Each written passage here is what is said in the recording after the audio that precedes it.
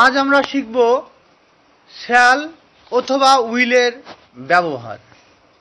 Shall R will সাধারণত আমরা দেখি যে ফিউচার ইনডিফিনাইট টেন্সে ব্যবহার করা হয়।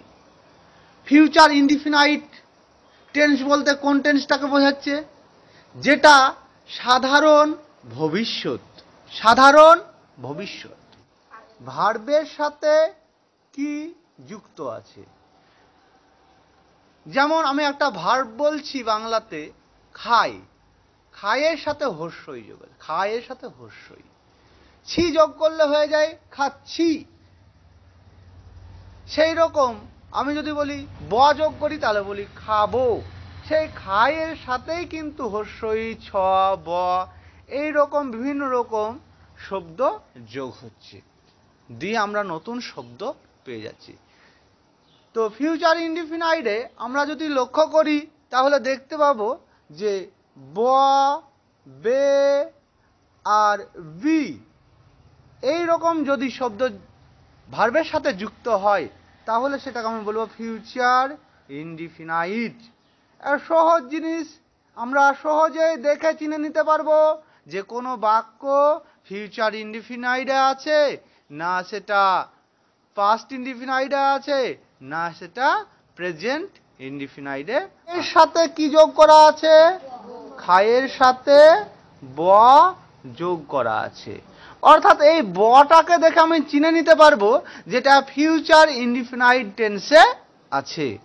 বা আমি বললাম যাই, অন্তত জয়াকার হর্ষই যাই, এই যাইয়ের সাথে আমি বলবো বে, যাইয়ের সাথে বে, তাহলে কি হবে? আমি হর্ষইটাকে বাদ দিয়ে বলবো যা বে।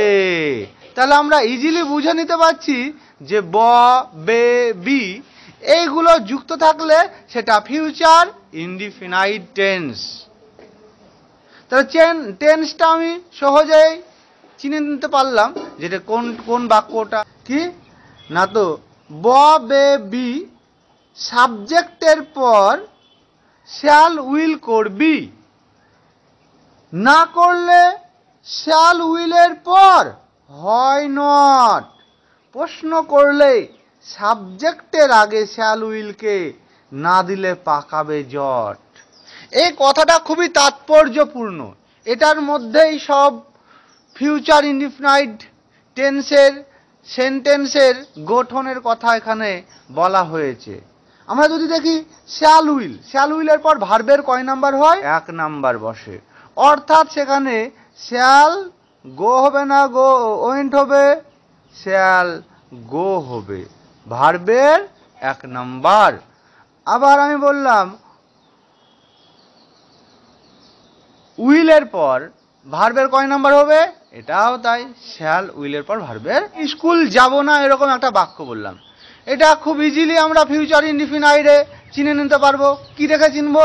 যাওয়ার সাথে ব আছে, তাহলে ট্রান্সলেশন করলে হবে আমি, প্রথমে আমাকে সাবজেক্ট বসাতে হবে, তাই আই করে দেবো। এবার আয়ের পর আমি শ্যাল করব না উইল করব? কোথায় যাব? টু স্কুল, মানে এটা হয়ে গেল আমি স্কুল যাব, আমি স্কুল যাব। এবার আমি বললাম যে আমি স্কুল যাব না, আমি স্কুল যাব না। তো আমি এখানে 2 নাম্বার লাইনে কবিতাটির যদি 3 নাম্বার লাইনে দেখতে যাই তাহলে দেখতে পাবো না করলে শ্যাল উইলের পর হয় নট। অর্থাৎ এখানে আমরা ইজিলি বুঝে দিতে পারছি যে না বোধক আছে বাক্যটা, তাহলে শ্যাল উইলের পরেই নট করতে হবে, শ্যাল উইলের পরেই not.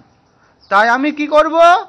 I shall not go to school, I shall not go to school, এটাই হবে সেন্টেন্সের স্ট্রাকচারটি।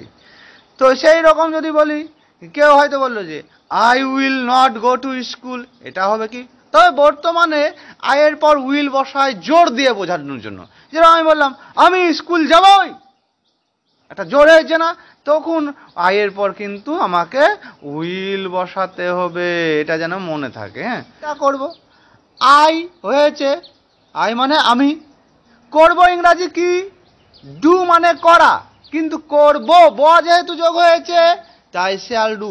আমরা বাংলাতে কি বলি? ক র ব, বাংলাতে পরে ব বলি, কিন্তু ইংরেজিতে আমাকে বটা প্রথমে বলে দিতে হবে, অর্থাৎ বটা আগে বলো পরে করা করো করো। অর্থাৎ ব ইংরাজি কি? শ্যাল। ব ইংরাজি শ্যাল অথবা উইল, তার সাথে আমাকে ডু করতে হবে। এই হলো করব, শ্যাল উইল ডু। তাই আই শ্যাল ডু, আই এর পর শ্যাল বসে, আই শ্যাল ডু কি করব? ইট মানে এটা, এটা একটা অবজেক্ট। কখন করব? In the morning. তা আগে এটা কি করব? আগে অবজেক্ট, তারপরে টাইম বসাতে হয়। আগে অবজেক্ট পরে সময়। তাই I shall do it in the morning. আমি এটাই যদি বলি যে আমি এটা করব না সকালে, তাহলে আই যেমন আছে, শ্যাল যেমন আছে তেমনই বসে যাবে। নটটা কোথায় বসাতে হবে? শ্যাল আর উইলের পরে। তাই shall not do it in the morning. আমি বললাম তুমি কি স্কুল যাবে? তুমি কি স্কুল যাবে? এটা একটা ভালো প্রশ্ন। তুমি কি স্কুল যাবে? প্রশ্ন করছে। তাহলে যেহেতু এটা প্রশ্নবোধক, তাই আমি কি বলেছিলাম লাস্ট লাইন কবিতার? যে শ্যাল উইলকে আগে না দিলে পাকাবে জট, অর্থাৎ প্রথমেই শ্যাল উইলকে বসিয়ে দিতে হবে। তাহলে এখানে আমি কি করব? ইউ যেহেতু আছে এখানে, ইউ এর পর উইল বসে, তাই উইলটাকে আমি প্রথমে বসিয়ে দেব। Will you go to school, will you go to school, কারণ প্রশ্নবোধকে উইলটাকে প্রথমে বসাতে হয়। নিশ্চয়তা বা সংকল্প প্রকাশের জন্য ফার্স্ট পার্সনের পর উইল বসে। আমরা জানি তো ফার্স্ট পার্সনের পর শ্যাল বসে, কিন্তু এখানে ফার্স্ট পার্সনের পর উইল বসছে। দেখি একটা বাক্য, আমি আমার কথা রাখবো, আমি আমার কথা রাখবো। এই কথাটা দিয়ে কি হচ্ছে? আমি নিশ্চয় রাখবো। আই এর পর উইল হবে, I will keep my promise, আমি আমার কথা রাখবো। আমার আর কখনো দেরি হবে না, সংকল্প করছি আমার আর কখনো দেরি হবে না। তাহলে কি হয়? সংকল্প, I will never be late. কারণ সংকল্প করছি, দৃঢ় সংকল্প যে আমি কখনো দেরি করব না, কখনো দেরি করব না। তাই আই এর পর উইল হয়ে যাচ্ছে, উইলের পর বি ভার্ব হচ্ছে। আমার হবে না দেরি কখনো, কখনো ইংরেজি নেভার। নেভার মানে নেভারের ভেতর নট ঢোকানো আছে, তাই আই উইল নেভার। আমি একটু আগে বললাম যে শ্যাল উইলের পর হয় নট, তো নেভারও এক ধরনের নেগেটিভ ওয়ার্ড, তাই সে will never, I will never be late, late মানে দেরি হবে না।